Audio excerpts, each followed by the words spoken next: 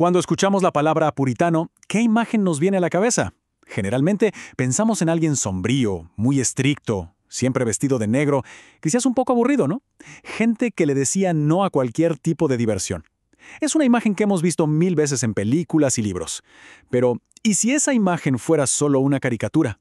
Una simplificación de una historia mucho más grande. ¿Y si detrás de ese estereotipo se escondiera una de las fuerzas más dinámicas, intelectuales y, sí, revolucionarias de la historia occidental? Hoy vamos a explorar un movimiento que no solo desafió a reyes y reinas, sino que sentó las bases de la libertad moderna. Y lo haremos a través de un libro fundamental que nos ayuda a entenderlos como eran de verdad. Una historia del puritanismo de John Brown. Para este análisis profundo, vamos a seguir una ruta muy clara. Primero vamos a derribar algunos mitos en la sección Un movimiento incomprendido. Luego definiremos qué era realmente el puritanismo. Después nos meteremos de lleno en la lucha por la reforma, una época de conflicto total con la monarquía. Veremos cómo esta lucha pasó del púlpito al parlamento, convirtiendo la fe en acción política. Y finalmente analizaremos el legado puritano que llega hasta nuestros días y explicaremos por qué este libro de John Brown es una guía tan importante. Muy bien, empecemos por el principio. Un movimiento incomprendido. Como decíamos, la palabra puritano casi siempre se asocia con una rigidez moral que asusta, gente que veía pecado por todas partes y que no confiaba en ninguna forma de alegría. Pues bien, el libro de Brown nos invita a poner en pausa ese juicio, a ir más allá del cliché y nos plantea una pregunta central que va a guiar todo nuestro recorrido. ¿Quiénes eran realmente los puritanos? ¿Eran legalistas reprimidos, obsesionados con reglas y con una visión súper sombría de la vida? ¿O eran en realidad revolucionarios valientes, pioneros que lucharon por la libertad de conciencia y que sentaron las bases de los derechos que hoy damos por sentados? Esta es la pregunta del millón. Y la respuesta, como nos revela el libro de John Brown, es muchísimo más fascinante y compleja de lo que nos podríamos imaginar. Y bueno, para encontrar esa respuesta, es clave que entendamos de qué estamos hablando. Es imposible entender a los puritanos sin definirlos bien. Así que vamos a recurrir a nuestra guía, el libro de John Brown, para comprender qué significaba ser puritano en su propia época, no desde nuestra perspectiva de hoy. Y aquí está la primera idea clave del libro. El puritanismo no era una iglesia organizada ni una sola denominación. Era más bien una orientación, una corriente religiosa y moral. Pensemos que la Iglesia de Inglaterra se había separado de Roma más por política que por teología. Para muchísima gente, la reforma se había quedado a medias. Así que los puritanos eran ese impulso, compartido por muchos, que buscaba purificar la Iglesia de todo lo que consideraban restos de la tradición católica que no tenían base en la Biblia. Y esto nos lleva a un punto que Brown subraya mucho. Era un movimiento increíblemente diverso. Había puritanos que se quedaron dentro de la Iglesia de Inglaterra intentando reformarla desde adentro. Otros, como los presbiterianos, querían cambiar toda su estructura. Algunos, como los separatistas, los famosos peregrinos que viajaron en el Mayflower, decidieron que no había más remedio que irse por completo. Incluso había obispos anglicanos con simpatías puritanas. O sea, no era un bloque único, sino un espectro de opiniones. Entonces, si eran tan diferentes, ¿qué los unía? Bueno, John Brown lo resume de forma magistral en esta cita. El principio fundamental, el corazón que latía en todas las formas de puritanismo, era la autoridad suprema de las Escrituras. Para ellos, la Biblia, y solo la Biblia, era la guía final para todo. Y esta idea, que hoy puede no sonarnos tan radical, en el siglo XVI era dinamita pura. Significaba que ni el rey, ni el papa, ni la tradición tenían la última palabra. La lealtad a la palabra de Dios estaba por encima de todo.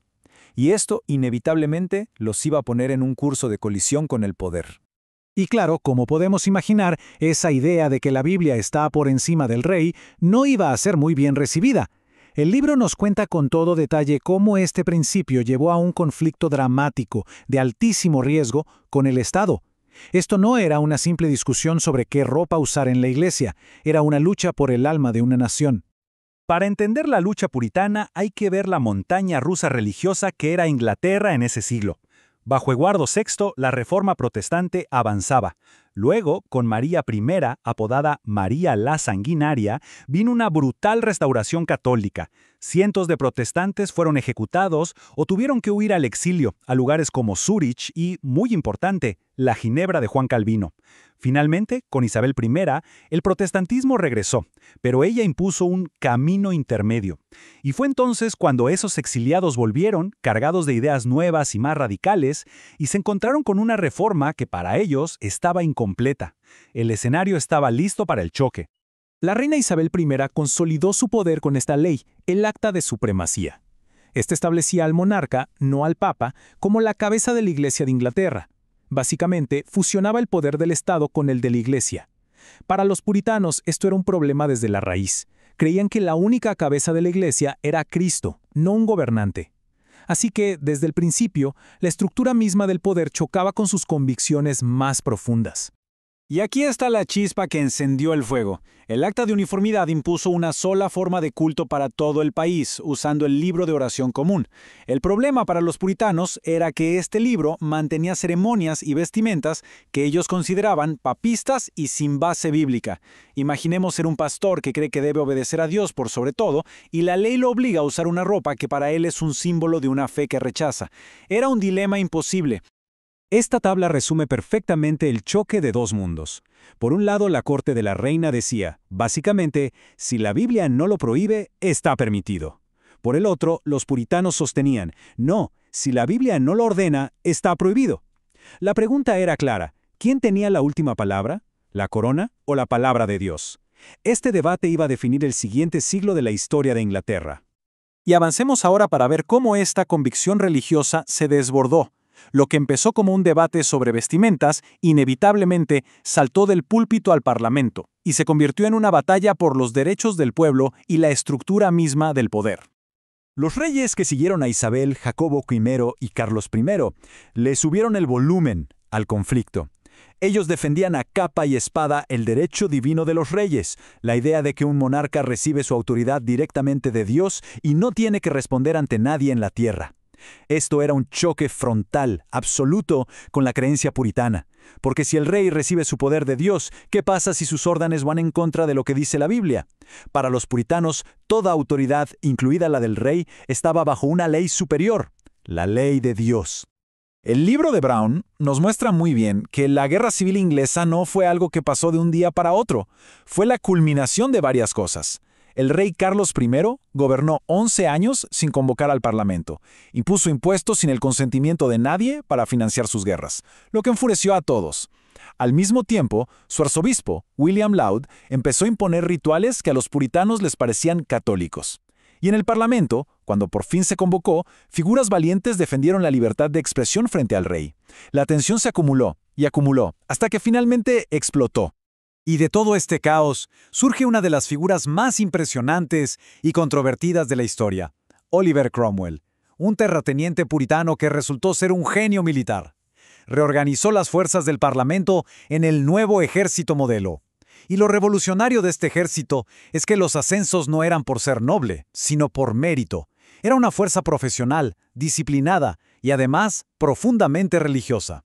Los soldados cantaban salmos antes de las batallas. Y atención a este momento, porque Brown lo destaca y es crucial. Justo después de ganar la batalla decisiva de Naseby, Cromwell le escribe al Parlamento.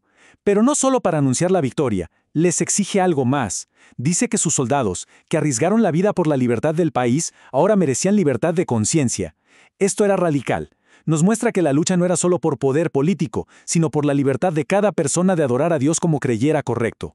Y este camino los llevaría a hacer algo impensable, ejecutar a un rey y establecer una república.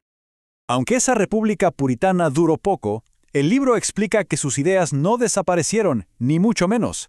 Dejaron una marca imborrable en la historia, una marca que moldeó el mundo moderno de formas que a menudo ni siquiera reconocemos, tanto en Gran Bretaña como, sobre todo, en América.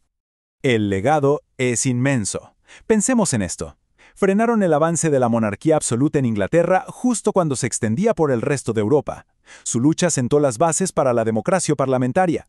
Defendieron la libertad de conciencia como un derecho fundamental, una idea que es el corazón de muchas constituciones hoy en día. Su compromiso con la educación era tal que los puritanos que emigraron fundaron la Universidad de Harvard solo 6 años después de llegar a América. ¡6 años!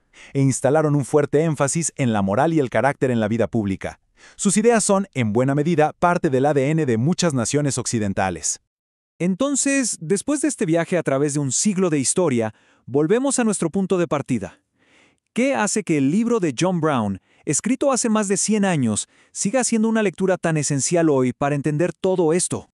Lo que es tan valioso de este libro es que no es una simple colección de fechas y nombres. Brown va más allá del estereotipo para revelarnos el corazón teológico del movimiento. Nos muestra cómo las convicciones profundas de los puritanos, su fe inquebrantable, no eran ideas abstractas, sino el motor que impulsó sus acciones que cambiaron el mundo. Es una narración que conecta la fe con la libertad y nos enseña que para entender su política, primero hay que entender su teología. Y esto nos deja con una pregunta final, muy provocadora. ¿Cómo serían nuestras ideas modernas sobre la libertad, el gobierno y los derechos individuales si no fuera por la postura terca, pero basada en principios, de los puritanos? El libro de Brown nos ayuda a apreciar cómo una lucha teológica de hace siglos sigue dando forma a nuestro mundo de maneras muy profundas. Nos recuerda que las ideas tienen consecuencias y que a veces los revolucionarios más valientes no llevan armas, sino un libro. Para aprender más sobre este libro y otros recursos, visita nuestra página web en www.teologiaparavivir.com para más detalles.